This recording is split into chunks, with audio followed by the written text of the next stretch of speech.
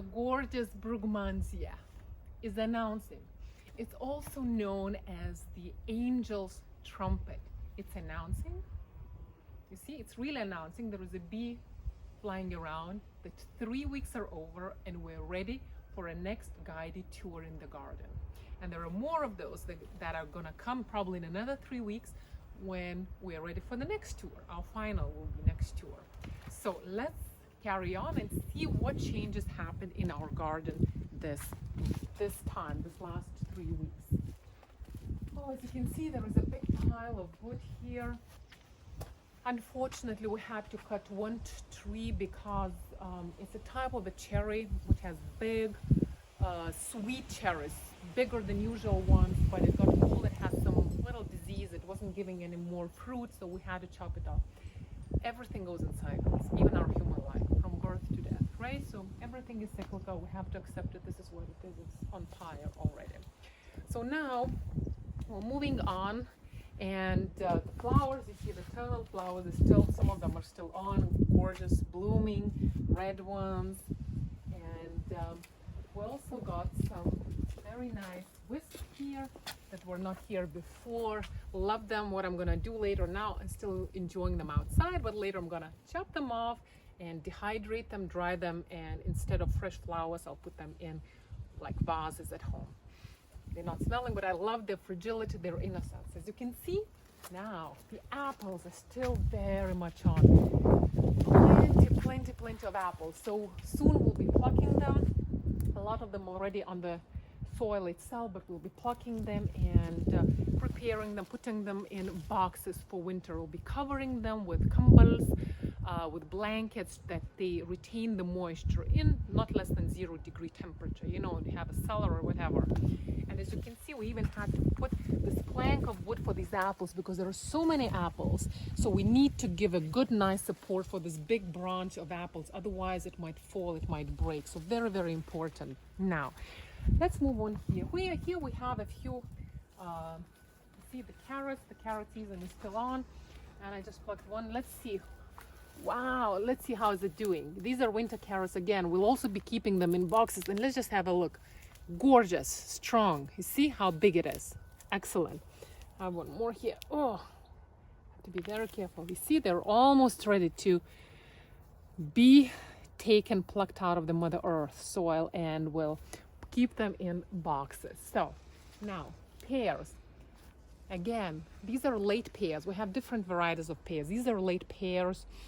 And again, an excellent tonic for your lungs. This is the best time to have them. It's in the fall when lungs, the metal element, is at its weakest. That's where we tend to get coughs, bronchitis, pneumonia in the fall season. Okay, so now the yellow flowers still in eternal bloom, as they see, these yellow flowers, and they really enjoying themselves there under the tree.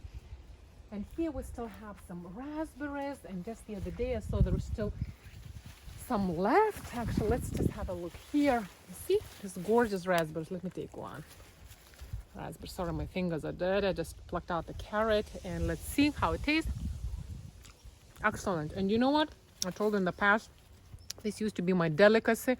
When I would fall sick, my mom would give us this raspberry jam. That was the only time we're allowed to eat it because it was very sparse and it's very, very medicinal. This one is for you. Excellent. Now, when the berries are over and all the energy goes back into the leaves, I'm going to pluck the leaves, dehydrate them, and make tea decoctions out of it. Very good if you're about to fall sick, to induce fever, to prevent from coughs, colds. Very good. But now, since the energy is still in the berries, it's not so much in the leaves, so it's not advisable to pluck the leaves yet. But later, I'm just going to pluck like this and just, put them in dehydrator and just dry the leaves out and make tea decoctions, mixing it maybe with calendula, mint, lemon balm, or something for the flavor of it. Let's look down. Do you remember what was here? These were Jerusalem artichokes. We chopped them off. Why? Because they were already wilted. The energy was gone. Now the energy is going back into the roots themselves. As you can see, okay, this one is already detached. This one also detached from its root. And this particular one is still connected to the root itself. And I'm still keeping it. And later, what I'm gonna do, so let's just have a look. That's how it looks, you see? But still, the energy is very much going. It's still work in progress into the roots. I'm waiting for another, maybe probably a few weeks, even until winter I can wait. Then they'll become very, very potent in energy. You can just chew on them like nuts, you know. But if you tend to have bloating sensation, or you have like a very extreme butter, you know, constitution, then I'd rather recommend you cook them, boil them, maybe like potatoes. Otherwise, you can just crunch on them, you know, munch on them like nuts. You see? So, excellent. So these are Jerusalem artichokes. Very, very nutritious, or earth apples as they call them. Okay? So let's move on. So here we still have some left. We left some of them because some of them are still good. And this is our compost pile, a very important concept. It's not the most fascinating looking compost pile, but it's our natural fertilizer. And you know what likes growing on them? It's squash, pumpkin, zucchini type of vegetables. So you see, there are a couple of zucchinis. So pure 2 or 3 actually, I can see 3 zucchinis. So if you're actually planning to plant any squashes or zucchinis or pumpkins, plant them near some compost pile, because that's where they love growing. They thrive on this particular soil. And it's like a peat pile. So once it decomposes itself, sort of, we're gonna, you know, distribute the this compost pile in different parts of the garden, because it's a natural fertilizer. Okay, so let's move on. And if you can remember, here we had some lemon balm, but we already prepared it for winter. We just chopped it up. We're not dehydrating anymore. I mean, we were dehydrating it quite a few times, because we chop it up. It's a perennial thing, you know, perennial herb. A tree grows itself. The same with mint and oregano leaves. So that's the most beautiful thing. And that's where the tree was. Unfortunately, that's the tree we had to cut. But as I said, everything comes to an end now. You see there is much more light here, probably for other plants to also grow, because things that grow in the shade of the tree, you know, they're not probably the best. I mean, it's good, but it's not the best environment for them, because the roots of the tree also take a lot of nutrients from the soil. So probably not enough nutrients also left for the other things that grow underneath the tree, underneath any bush or tree. But anyway, these also were giving some shade, let's say. So they had their own purpose. But unfortunately, it got sick, it got old, and we had to chop it off. Okay, let's move on. And on a lighter note, let's have a look here. We still have some chokeberries. Chokeberries, you know, they're a little tart. I don't like eating them on their own. They're a little tart. So what I decided to do, I'll pluck them in a few days. I'm gonna make a jam out of them. I'll mix them with something sweet, which I decided to do. We have pears. So I'll mix pears with chokeberries. I'll make a jam out of it. It will be a nice combo, because they're also very good, very full of antioxidants, minerals, vitamins. So it'll be great to make a jam out of it. Okay, let's see what's happening in our greenhouse. Cucumbers are still very much here. As you can see, already took them off. You know, we already completely removed the leaves outside, but in the glass house, greenhouse, they're still very much growing. And this year was having a lot of cucumber juice. I just felt like rehydrating my body. I just felt like having cucumber juice. And by the way, cucumbers love water. If you have cucumbers outside or indoors, it doesn't matter. In the greenhouse, you have to water them every day. Why? Especially if it's hot outside, because otherwise the cucumbers will be bitter, and you don't want this to happen. Unlike tomatoes, they like water. If it's hot, maybe twice a week. If it's not hot, once a week. Watering them is enough, but lots of water. So it's a different type of taking care of them, as you can see. Now, one thing to remember is that, you see, the tomatoes are so gorgeous. The Mother Nature is so beautiful. She gives us harvest different times. It's not that all tomatoes become ripe at the same time. They become ripe at different times. And so we can still enjoy eating these fresh tomatoes. And when it gets really, really cold, when we have to say goodbye to the greenhouse this year, then we'll take the green ones, put them in boxes. They will ripen themselves in boxes. But now we're still good to go. It's not that cold yet. It's cold, getting colder. And one thing to remember, I want to show you. When you have tomatoes, if you're growing tomatoes, you have to make sure that the energy goes into the fruit. So what does that mean? So for example, you see, there are these extra leaves growing in between the two leaves, right? These extra, we call them armpits, okay? These are, let's say, body and arm, and this is an armpit. We have to pluck it off, chop it off. Otherwise, the energy will get too dispersed and not enough energy goes into the fruit itself. So all this, and you have to do it throughout the season. From the time you're planting the tomato, you have to check once a week and remove those armpits. Otherwise, the energy will be too dispersed and you'll not get enough fruit. So you see these little armpits here, another one. So, but now, I mean, the season is almost over, but you have to do this thing. There's another one here. You have to do this thing once a week. And one more thing, all these tips I've learned from my mom and growing up, she's my best teacher here in the garden. If there are too many leaves, then the fruit, the tomato fruit, will not get enough sunlight. So sometimes if too many leaves, you might want to also chop off some leaves, you know, as well. Not just these armpits, these little armpits, because you want the energy to go into the fruit, but also the leaves themselves, you know. So let's say if you see like there's too much leaf, so let's say there's no fruit and there's too much leaf, I might as well take one leaf off because it's already giving too much shade to the fruit itself. You know, you don't want to make it stand like nude and bereft of any clothes, its own leaves, but you still need to make sure that the fruit themselves get enough light and this energy does not get too dispersed. If it's too dispersed, there won't be any fruit, or it'll be very, very sparse. One more thing, have you noticed that both doors of the greenhouse are always open? Not just for the session that I'm shooting. When the frost season is over, no more cold, okay? Let's say around May time, we keep the door, both doors, not just one door, both doors open throughout.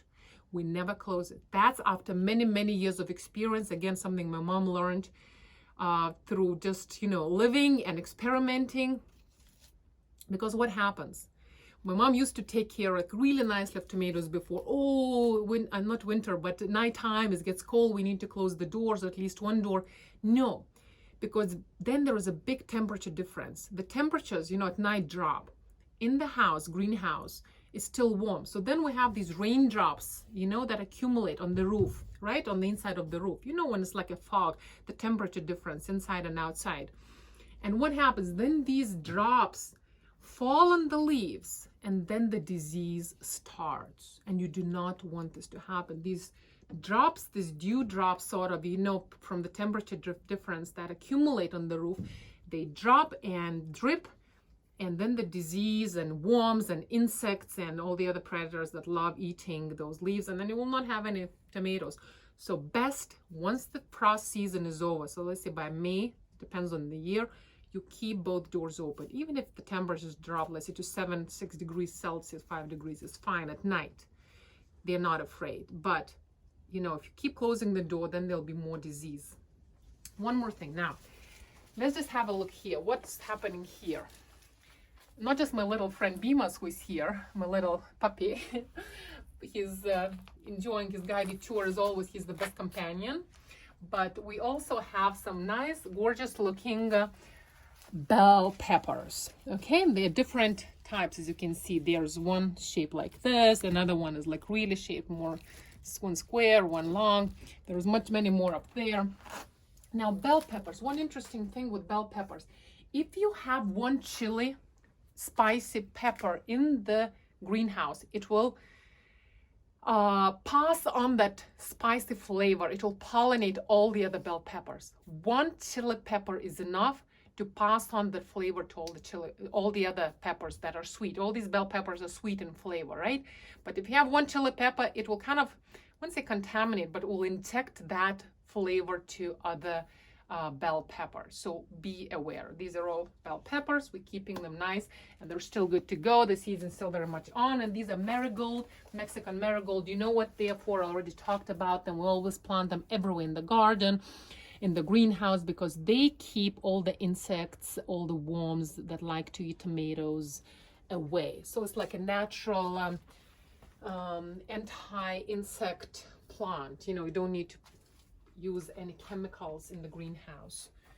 So that's my little few lectures for you. And you can see these are different types of tomatoes. They are like dark in color, very kind of sweet. They're more sweet than usual ones. They're becoming very bushy here. And I'm a little lecture for you on tomatoes and the greenhouse. Okay, so now we're leaving the greenhouse, and remember this whole aisle here and over there used to be mint, lemon balm. We all chopped it off. We chopped the whole thing here. Why? Because we prepared already for next season. They're perennial, they regrow, and probably I chopped maybe 3 or 4 times, maybe 3 times I think throughout the summer, because they regrow very quickly, and then used to dehydrate them and put them in you know, in the dry place on the dehydrator and make tea decoctions, right? I prepared on paper sachets, this mint and lemon balm and oregano and many other teas. But these are perennial, they're good to go for next season, nothing else to be done. As well, here we have some, of course, roses. There'll be a lot of roses next year because they're pretty young still. Again, we chopped off the old branches, the old twigs. You know, have to kind of trim, take care of them. They need some tender love and care and grooming, like, you know, like humans. The same thing. Now, we still have some high bush blueberries that are very much here. I saw, I think, a few here. Yes, there are some high bush blueberries here, as you can see.